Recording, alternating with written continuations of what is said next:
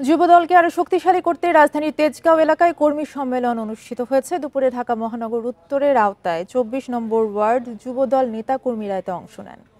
সম্মেলনে নেতারা বলেন, ছাত্র জনতার গণ অভ্যুত্থানে যুবদলের নেতাকর্মীদের সক্রিয় অংশগ্রহণ ছিল। এখন আন্দোলনের উদ্দেশ্যকে সফলতার চূড়ান্ত পর্যায়ে নিতে সবাইকে ঐক্যবদ্ধ থাকতে হবে।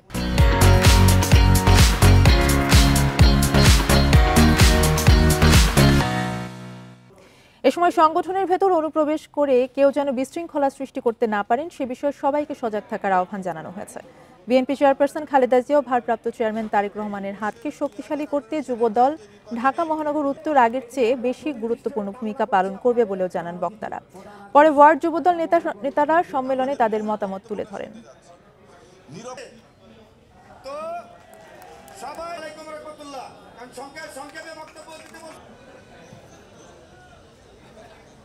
পিছনে চলে যান।